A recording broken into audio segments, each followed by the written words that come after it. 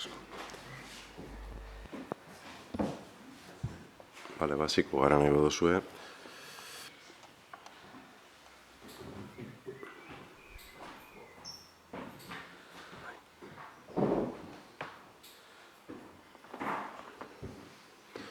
Oso ondo.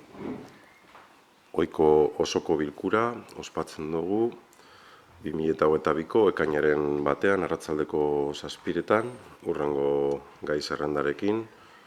Lehenengo puntuan, onartu ala badagokio 2022ko martxoaren 31ko aktak, eta oraindik akatsa jarraitzen dau, Podemos agertzen da bozketan berdin.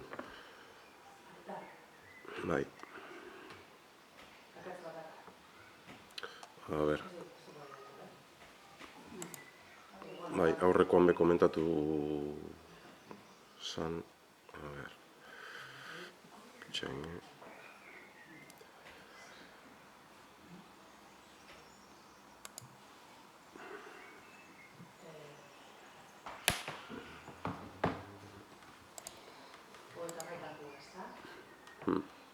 Bai.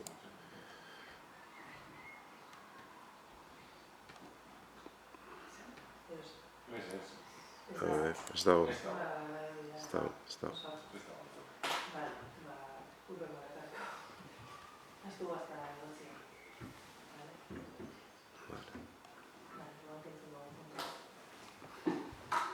Vale.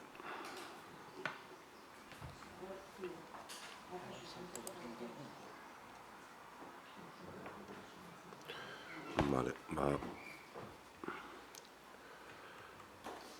bigarren puntuan beraz, 2022ko martxoko eta apiriliko alkatetza dekretuen berri ematea, hor dekretuen harira edo. Bueno, horre dekretuetan ikusi dugu zelan onartzen den diru laguntzen araudizeia dekretu bidez, eta ikusi dugu hilabetetan diru laguntzen esleipen batzuk dekretu bidez. Espero dugu laster horra amaitzie eta dekretu bidez barik, baremo bidez izetie, danontzako hoba izango dela uste dugu. Eta gero, martxoko 26.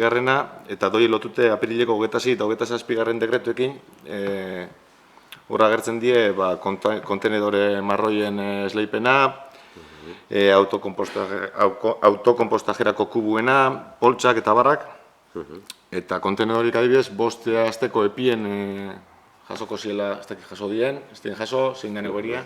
Bai, dena dago jasota, eta hurrengo lurralde batzordien ja komentatuko dugu pixkat zein dan pixkat ideia, egokitzapena, kontenedore horiena, eta pixkat kanpainaren nondik norakoak eta zeintzuk izan daitezken, eta bar, alde teknikoak pixkat hori lan dute duko, eta...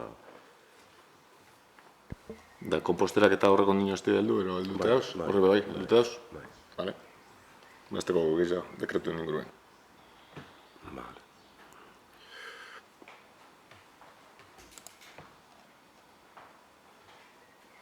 Vale. Hirugarren puntuen, dukogu laugarren ordenantza fiskala aldaketaren onartzea edo, hirilurren balioaren gehikuntzaren gaineko zerga arautzen da bena.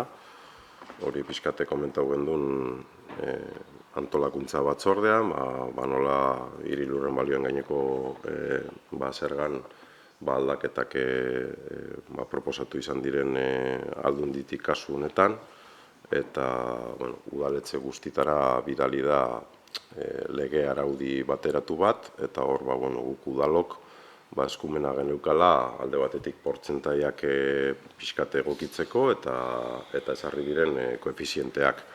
Eta arlo teknikotik egin izan direla simulazio batzuk, eta helburua zala behintzat ahal neurrian kobrantza mantentzea aurreko urteetakoa, eta horretarako alde teknikoaren proposamena zan 10%an kokatzea portzentaia, eta gero koefizienteak 15% bat murriztea osotasunean danak. Eta bueno, udalerri desberdinetan, gauza desberdinak joan dire onartzen, batzuk joan dire topera, beste batzuk, gure antzera, eta hori litzateke proposamena, eta aurtengo urtea baloratuko dugu, ikusteko, kobrantzak ze zentzutan joan diren, eta egokitu dan pixkat arau berria.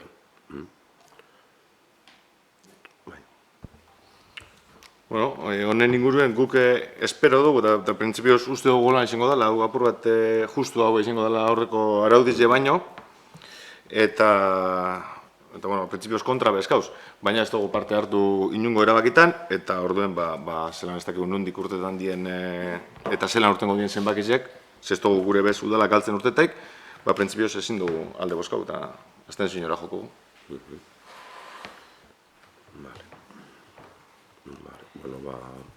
Bozkara ingo dugu. Kasu honetan, ordenantzaren aldaketaren aldeko bozkak. Bost. Abstentzioak. 3. Gehiengo arruntaz, onartu da.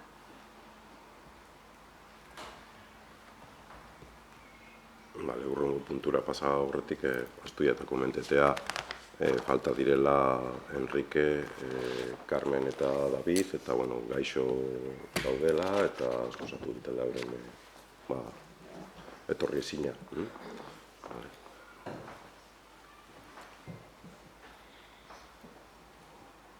Laugarren puntuan, neko onartu ala badagokio, bat 2022 zenbakidun aurreko ekitaldiko gastuen onarpena, hori be antolakuntza batzordean komentatu gendun, hor neko zuen faktura zerrenda litzateke aurreko ekitaldian berandu batez ere sartu izan zituztenak, enpresak eurek, eta urtea zarratu eta gero eratorritakoak dire. Orduan, horiek 2022an gaudenez, onartu egin behar dire, bide emateko, ordainketei bide emateko.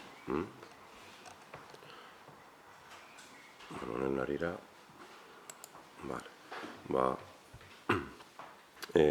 fakturak onartzaren aldeko bozkak, Bost.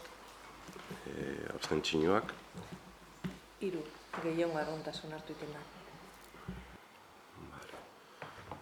eta bozkarrenean, onartu ala badagokio Euskal Herriko pentsiodun mugimenduak eta berrizko ordezkaritzak aurkeztutako mozioa. Horre, Jon, lehenengo eta behin eskerrik asko bertaratzearen guztioi, eta ez dakit nahi dozuen zuek irakurketa egitea, edo aipamenik egitea, edo... Igual irakurketa ez oso zera, baina, egingo dugu resumen txikila.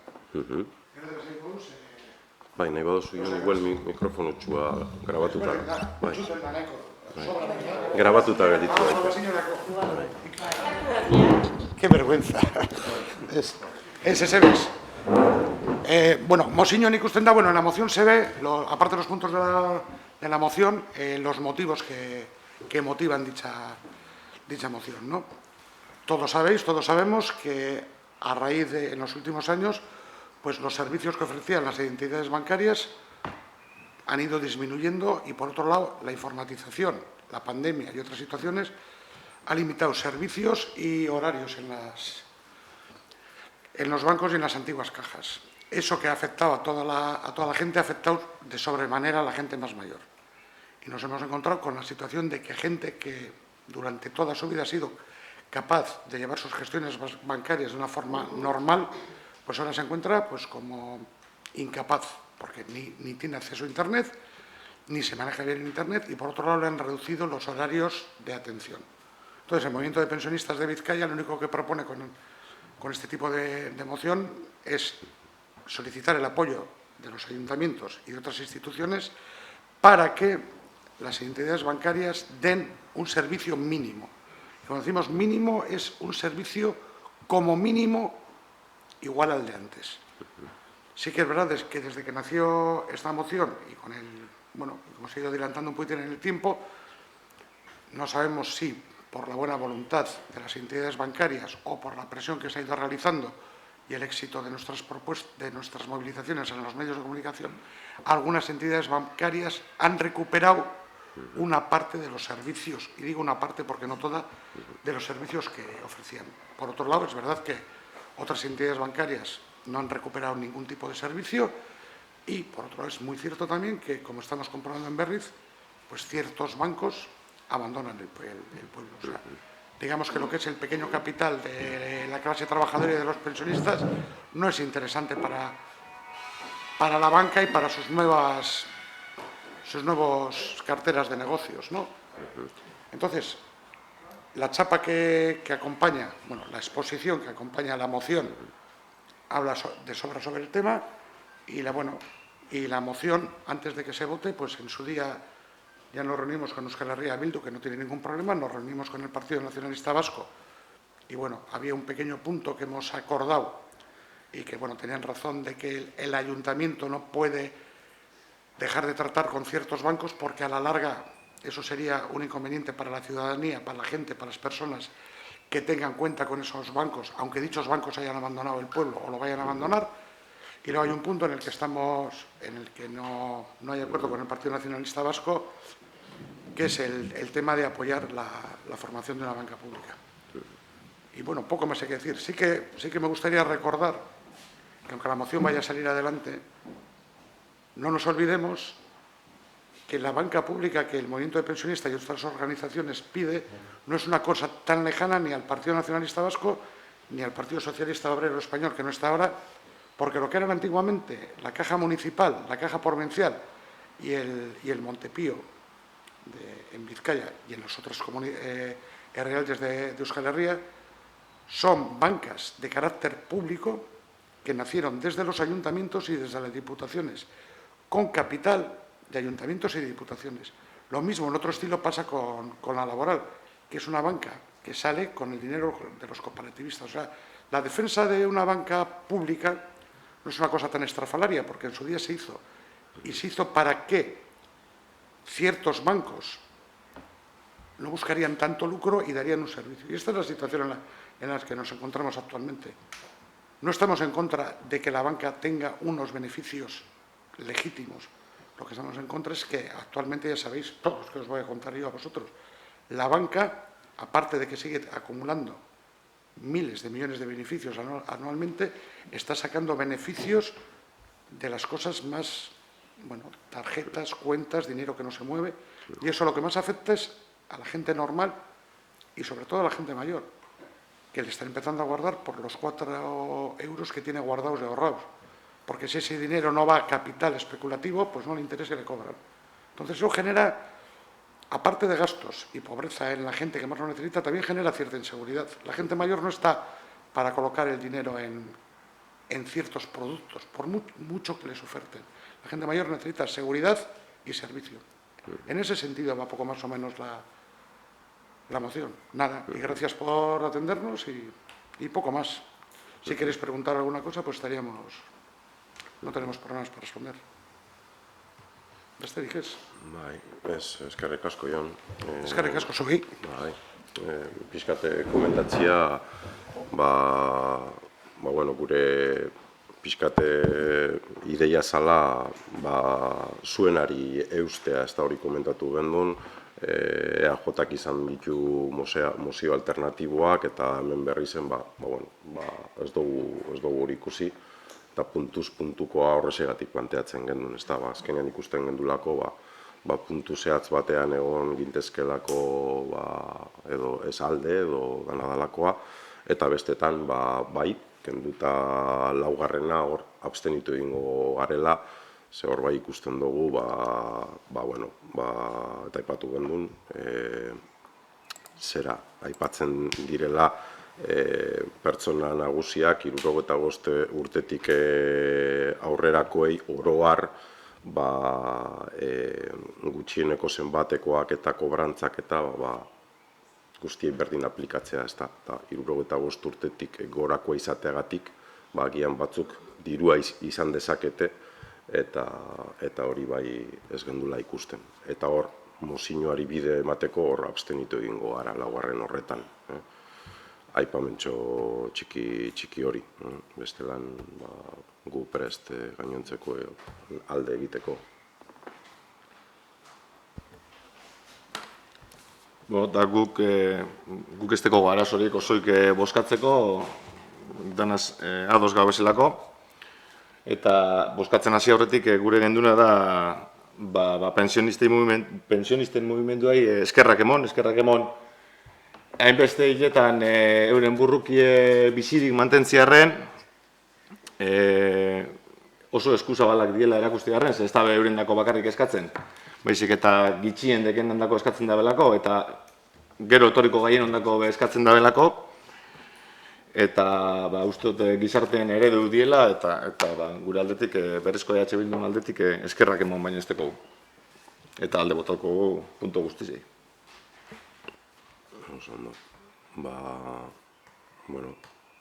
Guk aipatu dugu zeintzun alde egingo dugun, ez daki merezi daben banan garaine bozkatzea, edo...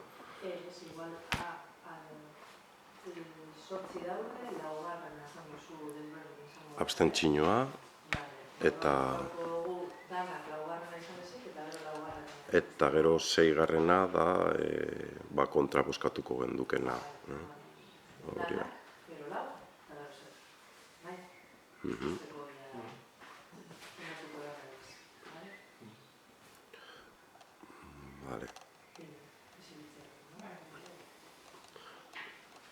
Bale, orduan bozkatuko dugu adibidez 1, 2, 3, 5, 7 eta 8.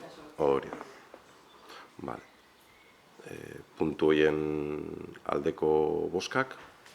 Hau batez.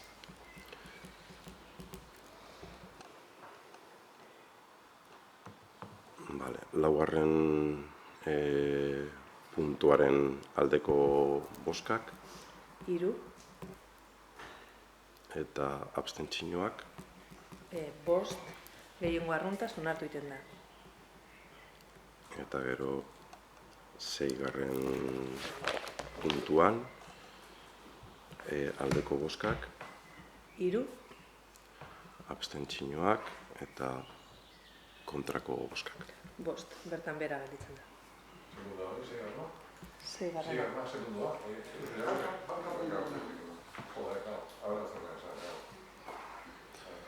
Bale, geldituko litzateke onartuta, seigarren puntuak kenduta. Bale, eskerrik asko. Bale, eta azken puntuan galdezkeak deukoguz. Bueno, guk galdezketarako galderak baino eskiek die gehiago. Adibidez, aurrekoen botak endunez, batzordien eta bileren egute gizena, barriro ez die betetan finkatutako fetxak, ordutegizek guaz kontrasto barik jartzen die, eta arrazoiak arrazoi egize da azkenengo batzordietara eta biletara eta gaur holan suertau da oposizioko 3 taldietatik gu bakarrik agertzen garela bileretan. Eta egize da bai, EH Bildu espada agertzen bileretan, kasu askotan korumik ez da lagongo bilerak egiteko. Orduan eskatzen daguna da, errespetu minimo bat eta guaz kontetako zegu agertzen gara bileretara, nahi dugu parte hartu, eta danak funtzionau da izan dugu, ez prestik. Orduan, bentzet ordutegizek eta bilerak, guaz kontrastaute izan daitezela gutxienez.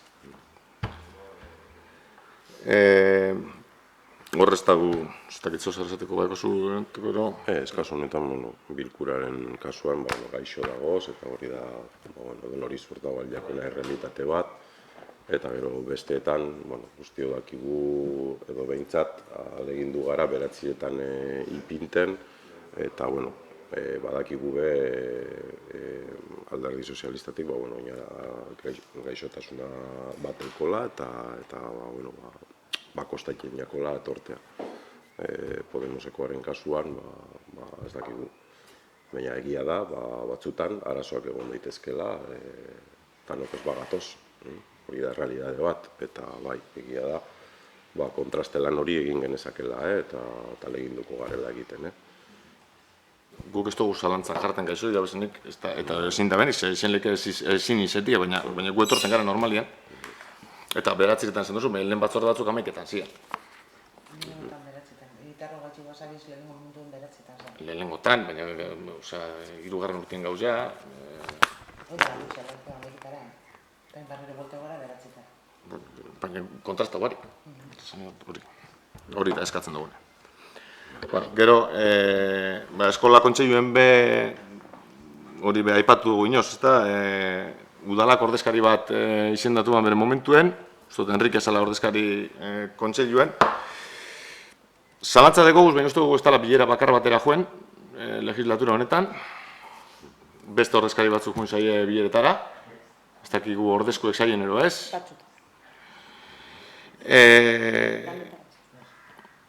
Normalena izango zen ordezkariek ezin badau udala ordezkatu bilera baten, ordezko personal biltzi, baina eski inoz ezin badau joen, normalena izango zen aldatzie eta beste personal bat izendatzie udaleko ordezkari moduen, kontseiluen, ez? Eta guk inoz esan dugu prest gauzela udala ordezkatzeko kontseiluen, barriro gure prestutasune azaltzen dugu. Ez dakit horren inguruen azalpenen batero badauen. Azkenin komentatu izan dugu, ez da, lan orduek diela eta ez diela, segun zetxan da diren, egoera nik uste guztiok ezagutzen dugula, ez da, egoera ekonomikoa enpresetan eta zer nolako lan jardunak eskatzen ari diren, eta hori, batzuek, beste batzuek baino gehiago sufritzen dabe, eta egoera hori izan da. Beraz, ahal izan dugun neurrian, ordezkariak bidali dire eta egon izan gara. Baten falta izan gara, hori egia da, baina azkenengoetan hor egon gara. Egon zarie azken bietan, bai? Uste izan direla, aste honetan, aurreko astean, bestietan esari egon zenina, bietan. Eta, guk hori, klaro, ikusten dugula, ordutegiak lana, baina guretzako bai. Guretzako bai. Eta goizeko inposaketa hori, etortzen da, ordua aldatzen da, bai, batera edo bestera, baina beti ipintzen duzuen orduan. Ez guk ez dugu ipintzen ordua, Baldin badakizue agertu algarela, bestelan asko arriesgatzen zabile.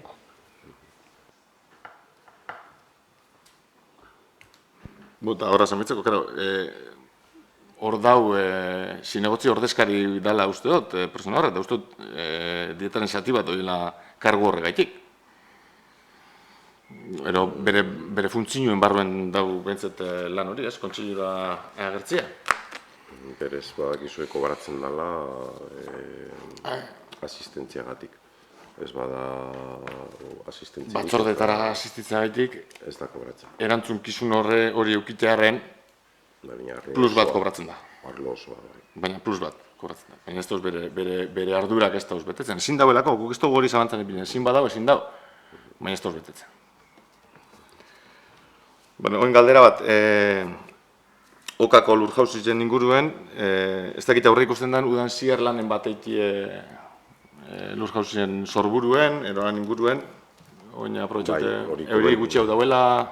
Komentau gendun horre lehenengo eta behin ikerketa hidrologiko bat azalekoa egin behar zala, eta ikerketa hidrologiko hori da oso berezia, eta jada egiten ari dire. Ikerketa hori ezinbestekoa da geologoentzat, eta gaur bertan jaso dugu mezu bat geologoarena, lehenengo pixkate datuak izan ditzakela, baina falta dela bigarren zati bat, enpresa espezializatu horrek, ikerketa hidrologikoa egiten ari den enpresa horrek pasatu behar diena. Orduan, ideia litzateke, hemendik epe laburrera, 5 egunera, ja eukitea behin betiko txostena edo behintzat kontraste txostena. Hortik aurrera, ideia zen, berriz ura agentziarekin batzartzea, eta baita aldundiarekin ere, horrela eskatu dugu, eta mendi sailarekin, eta hor hiru erakundeen artean, txosten geologikoa gainean dugula, hausnartzea ze lan, nork, zelan bideratu behar diren. Hori da pixkat prozesua.